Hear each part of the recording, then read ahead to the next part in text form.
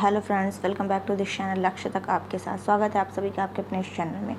आज है 22 अक्टूबर 2022 और आज जो भी इम्पोर्टेंट क्वेश्चन हो सकते हैं वो सारे हम लोग इस लेक्चर के अंदर डिस्कस करने वाले हैं। वैसे बहुत ही ढासू सेशन होने वाला है, बहुत ही इंपॉर्टेंट क्वेश्चन है, तो चलिए सारे के सारे क्वेश्चन हम लोग एक एक करके यहाँ डिस्कस कर लेते हैं। तो पहले तो आप सभी को धनतेरस की बहुत सारी शुभकामनाएँ और अच्छे से पढ़ते रहिए, आगे बढ़ते रहिए। चलिए देख लेते हैं आगे क्या कह रहा है। आज का मोटिवेशन कोट देख लेते हैं, उसके बाद आगे हम लोग कंटिन्यू करते हैं। जो तूफ़ानों में चलता है वही एक दिन दुनिया बदलता है। यहाँ तूफ़ान के कहने का मतलब नहीं है जो आधी तूफ़ान आ रहे हैं उसमें चलिए तो दुनिया बदल देंगे, यहाँ ये कहने का मतलब नहीं। यहाँ तूफ़ानों में चलता है वही दुनिया बदल, मतलब जो भी स्ट्रगल्स हैं, संघर्ष है, उसमें उसको पार करते हुए जो आगे चलता रहता है, वही आगे बढ़ता है, वही दुनिया बदलता है, वही अपना इतिहास रचता है। तो मेन चीज़ है कि आप एक बार असफल हो जाएं तो कोई मतलब नहीं है, 2 बार हो जाएं कोई मैटर नहीं करना चाहिए, क्योंकि असफलता से ही क्या मिलती है, सफलता मिलती है, सीख मिलती है। तो उसी को सीखते सीखते आप एक दिन क्या है, अपना जो दुनिया है वो बदल देंगे, अपना इतिहास रच देंगे। तो मेन चीज़ है स्ट्रगल से घबराइए नहीं, आगे बढ़ते रहिए। तो चलिए सेशन को स्टार्ट करते हैं और देख लेते हैं आज का पहला क्वेश्चन क्या कह रहा है। फर्स्ट क्वेश्चन आपका है अक्टूबर 2022 में किस देश के लोगों को यूरोपीय संसद का शीर्ष सम्मान है, क्या नाम है उसका, Sakharov prize for freedom of thought, इसी से सम्मानित किया गया है। किससे सम्मानित किया गया, Sakharov prize for freedom of thought से सम्मानित किया गया है। तो वो किसको सम्मानित किया गया, यूक्रेन। किसको, यूक्रेन। यूरोपीय संसद ने क्या किया, जो यूक्रेन के लोग हैं उनके विचारों की स्वतंत्रता के लिए, किसके, यूक्रेन के लोगों को उनके विचारों की स्वतंत्रता के लिए 2022 का सखारोव पुरस्कार से सम्मानित किया है। इतना आपको क्लियर हो गया होगा। और यहाँ पे जो यूरोपीय संसद की अध्यक्ष हैं उनका नाम है, मैं यहाँ लिख दे रही हूँ, रॉबर्टा, क्या नाम है, रॉबर्टा मेट्सोला,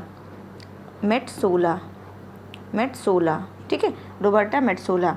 तो इन्होंने क्या कहा कि ये पुरस्कार उन जो यूक्रेन के लोगों के लिए है जो अभी क्या कर रहे हैं, ज़मीन पर लड़ रहे हैं, और उनके लिए है जो पलायन को क्या है, विवश है, उन लोगों के लिए है जिन्होंने अपने रिश्तेदारों और दोस्तों को खो दिया है।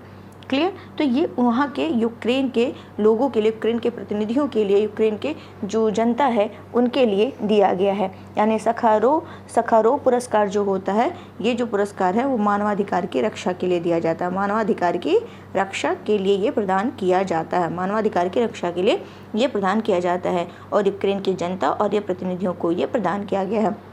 इतना तो ये आपको क्लियर हो गया होगा। अगर बात करूँ कि ये जो पुरस्कार है ये पहली बार कब दिया गया था, 1988 में से स्थापित किया गया था। कब किया गया था इसको, 1988 में इसको स्थापित किया गया था। और ये पुरस्कार जैसा कि मैंने बताया यूरोपीय संसद के द्वारा प्रदान किया जाता है। और इसका जो नाम रखा गया था, जो सोवियत भौतिक विज्ञानी और राजनीतिक नेता हैं आंद्रेई सखारोव, उन्हीं के सम्मान में ये दिया जाता है। क्या नाम है उनका, आंद्रेई सखारोव के सम्मान में यह पुरस्कार वितरित किया जाता है, इन्हीं के सम्मान में। और पुरस्कार के रूप में जो है 50,000 यूरो राशि प्रदान की जाती है।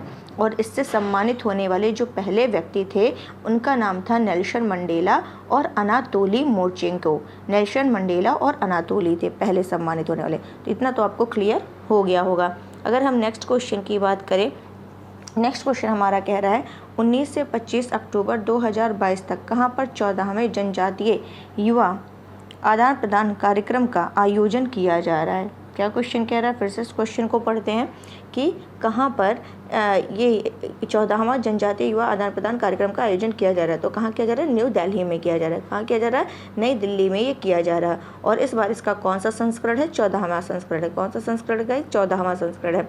और इसका उद्देश्य क्या है, संस्कृति का परिचय, जनजातीय युवा जो है ये संस्कृति का परिचय कराना। इसका उद्देश्य क्या है, संस्कृति का, अपनी जो हमारी जो संस्कृति है उसका क्या कराना, परिचय कराना। और इसका उद्घाटन किसने किया है, तो ये किसके द्वारा किया जा रहा है, तो युवा और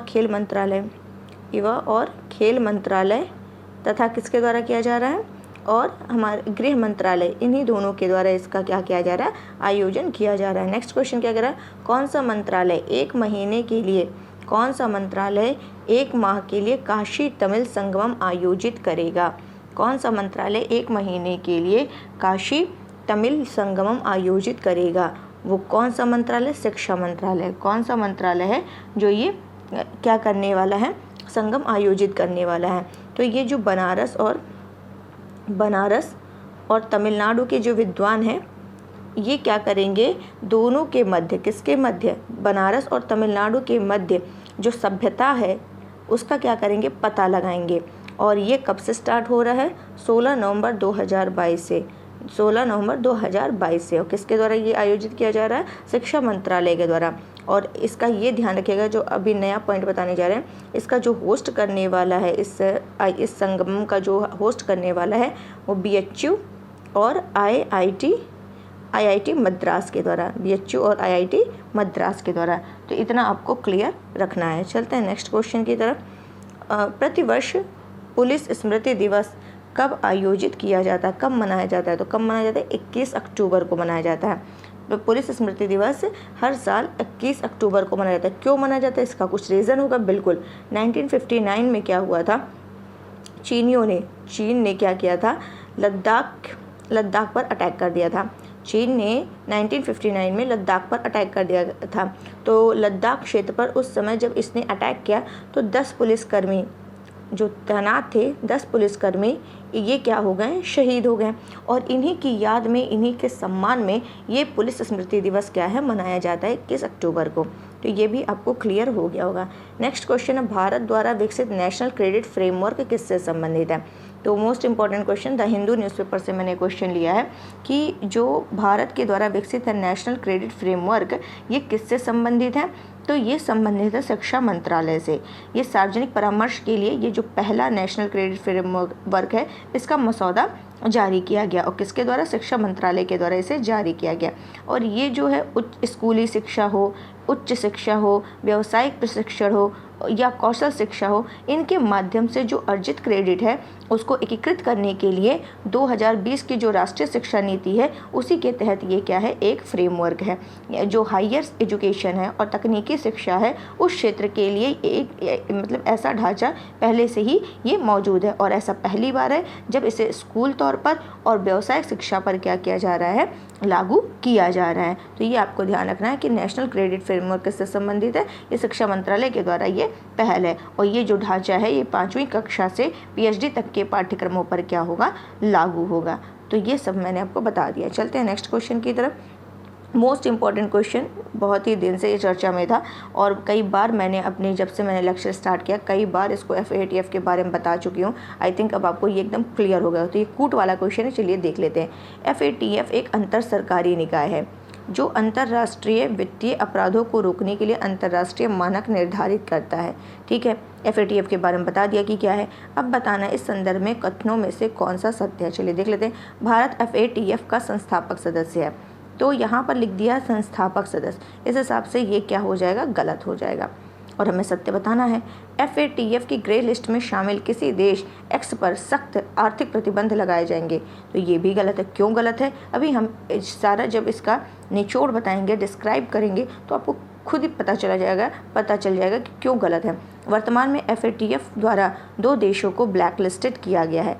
ये राइट है, बाकी आपकी क्या है? रॉन्ग है। चलिए अब हम बात करते हैं FATF के बारे में, इसको पूरा समझते हैं। FATF फाइनेंशियल एक्शन टास्क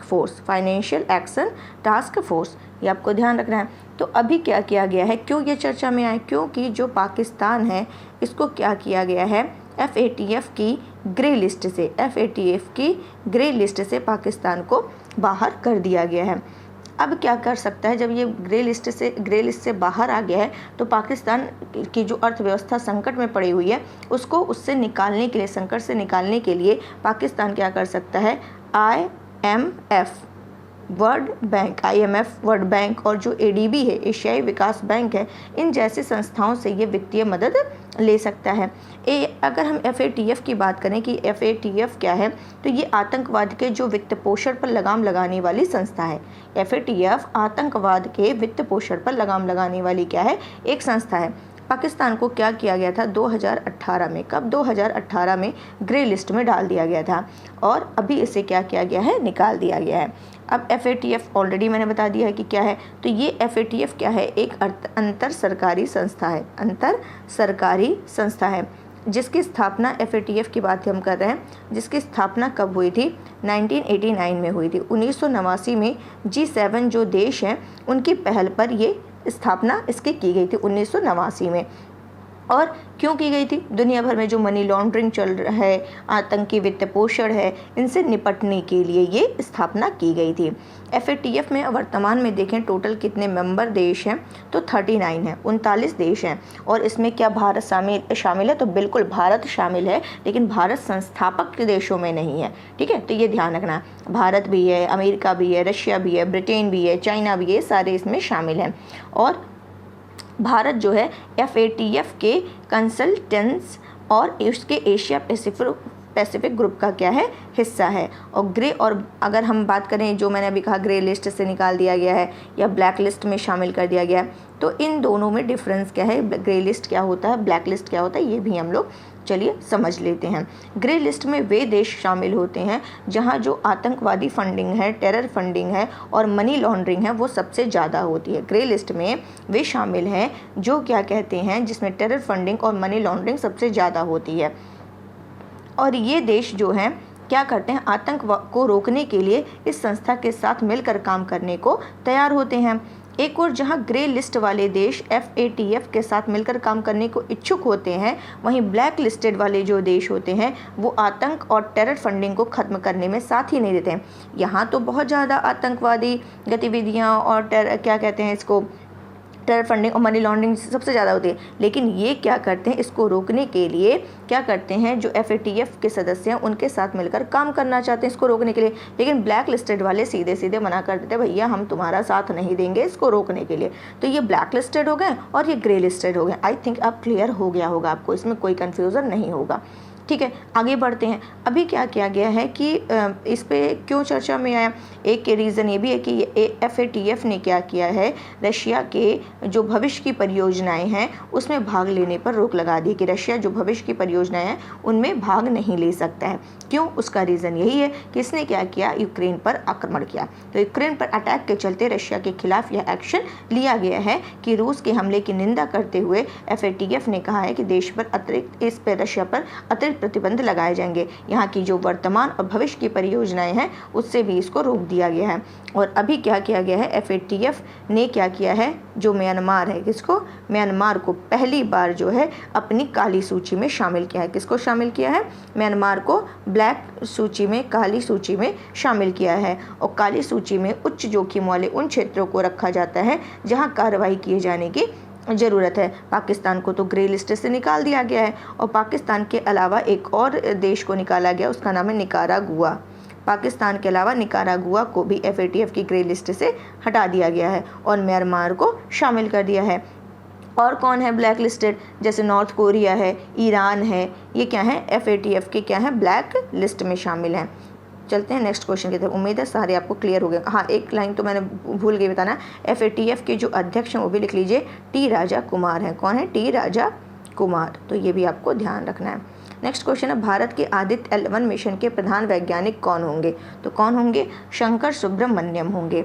कौन होंगे आदित्य L1 मिशन के प्रधान वैज्ञानिक, शंकर सुब्रमण्यम होंगे। अब चलिए हम लोग थोड़ा समझ लेते हैं आदित्य L1 मिशन के बारे में। आदित्य L1 मिशन के बारे में थोड़ा सा हम लोग समझ लेते हैं। आदित्य का मतलब क्या होता है, इसका पर्यायवाची देखा जाए तो सूर्य होता है।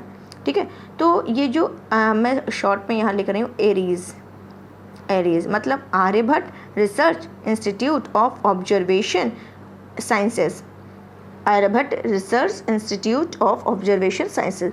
तो एरीज के नेतृत्व में जो शोधकर्ता हैं, रिसर्चर्स हैं, उन्होंने क्या किया है, जो सूर्य का अंदरूनी हिस्सा, सूर्य के अंदरूनी हिस्से से जो निकलने वाला क्या है, कोरोनल मास इंजेक्शन है, coronal mass ejection, CME, coronal mass ejection, उसको ट्रैक करने के लिए एक एल्गोरिथम विकसित किया है।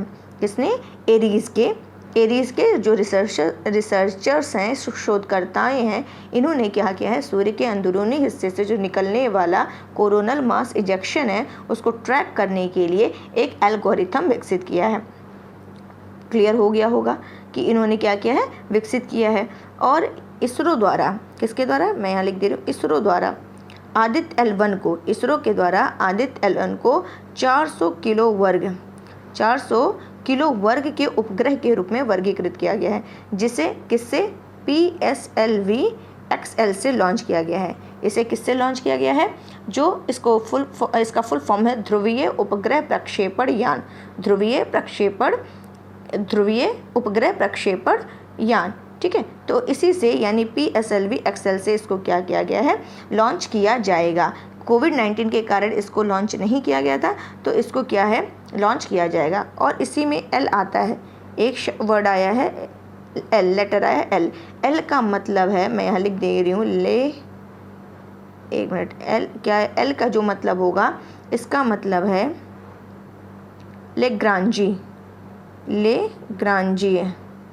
लेग्रांजी। तो ये क्या होता है, इसका क्या होता है, ये पॉइंट क्या है, तो सूर्य का जो केंद्र है, सूर्य के केंद्र से पृथ्वी के केंद्र तक, सूर्य के केंद्र से पृथ्वी के केंद्र तक एक सरल रेखा खींचने पर जहां सूर्य और पृथ्वी के गुरुत्वाकर्षण बल बराबर होते हैं, वही क्या कहलाता है, लेग्रांजी बिंदु कहलाता है।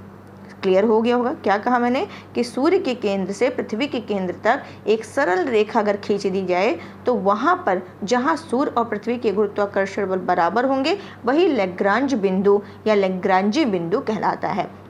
लेग्रांजी बिंदु पर क्या होता है, सन और अर्थ यानी सूर्य और पृथ्वी का गुरुत्वाकर्षण बल समान रूप से लगने से दोनों का जो प्रभाव होगा वो बराबर होता है। ऐसे सिचुएशन में वस्तु को ना तो सूर्य अपनी ओर खींच पाता है और ना ही पृथ्वी अपनी ओर खींच पाती है, और वस्तु जो है अधर में ही लटकी रहती है। तो इस तरह से ये आपको पूरा क्लियर हो गया होगा आदित्य L1 मिशन के बारे में भी, और इसके प्रधान वैज्ञानिक कौन होंगे, शंकर सुब्रमण्यम, ये भी मैंने आपको बता दिया है।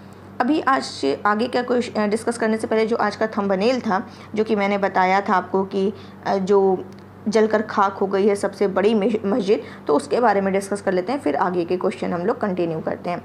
तो अभी जो सबसे बड़ी मस्जिद कहाँ की, इंडोनेशिया की जो राजधानी है, इंडोनेशिया की राजधानी वो क्या है, जकार्ता। तो यहाँ की जो सबसे बड़ी मस्जिद वहाँ पे भीषण आग लग गई है, और अभी इसमें आग उस समय लगी जब इसका क्या चल रहा था, रिनोवेशन चल रहा था। और इस भीषण आग में एक भी इंसान, मतलब लग तो गई, बहुत भीषण तरीके से आग लगी है, लेकिन यहाँ पर एक भी इंसान को क्या हुआ है, चोट नहीं पहुँची है। तो इस तरीके से ये पूरा कहाँ का है, इंडोनेशिया की राजधानी जकार्ता वहाँ का। चलिए नेक्स्ट क्वेश्चन देख लेते हैं। हाल ही में संयुक्त राष्ट्र मानवाधिकार परिषद के विशेष दूत के रूप में नियुक्त होने वाले पहले एशियाई कौन बने हैं, तो कौन बने हैं, डॉक्टर KP अश्वनी बने हैं। कौन बने हैं, डॉक्टर KP अश्वनी बने हैं। और ऐसे बनने वाले ये पहले एशियाई और पहले भारतीय भी हैं, जो कि 3 वर्ष के लिए क्या हुए हैं, अपॉइंट हुए हैं। चलिए इतना तो आपको क्लियर हो गया। अब हम बात करते हैं संयुक्त राष्ट्र मानवाधिकार परिषद की। यह एक क्या है, वैधानिक निकाय है। क्या है, यह एक वैधानिक निकाय है, ये आपको ध्यान रखना है। दूसरा, इसको ये ध्यान रखना है कि इसका हेडक्वार्टर कहाँ है, जिनेवा में है। और क्या इसमें बात करना है कि यहाँ के जो हेड प्रेजेंट टाइम में कौन है, तो अरुण मिश्रा है। कौन है, अरुण मिश्रा है। इतना आपको क्लियर हो गया होगा। चलते हैं नेक्स्ट क्वेश्चन की तरफ। हाल ही में किसने धन वर्षा योजना लॉन्च की है, तो धन वर्षा योजना किसके द्वारा लॉन्च की गई है, LIC के द्वारा लॉन्च की गई है। किसके द्वारा, LIC के द्वारा लॉन्च की गई है। तो ये आपको ध्यान रखना है। इसमें क्या करना है, एक बार प्रीमियम की राशि अदा करनी पड़ेगी, बस यही है। धन वर्षा योजना किसके द्वारा, LIC के द्वारा है। नेक्स्ट क्वेश्चन क्या है, भारत और कृष्ण देश के बीच BOP Krishna border outpost Krishna का उद्घाटन किया है, तो कहाँ पर, बांग्लादेश में। कहाँ पर किया गया, बांग्लादेश। तो BSF जो है, बॉर्डर सिक्योरिटी फोर्स जो है, इसी के जो महानिरीक्षक अजय सिंह ने क्या किया है, जो यहाँ पर उत्तर बंगाल फ्रंटियर में जलपाईगुड़ी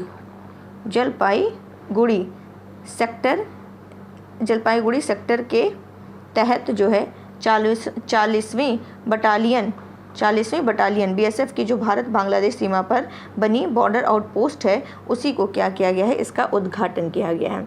इतना आपको क्लियर हो गया होगा। ये जो बीएसएफ है कहाँ तैनात है, तो जो भारत पाकिस्तान की सीमा है, भारत बांग्लादेश की सीमा है, वहाँ पर ये तैनात है। तो बीएसएफ की जो 40वीं बटालियन ने ये इसको क्या किया है, बीओपी कृष्णा को शामिल किया है 40वीं बटालियन में।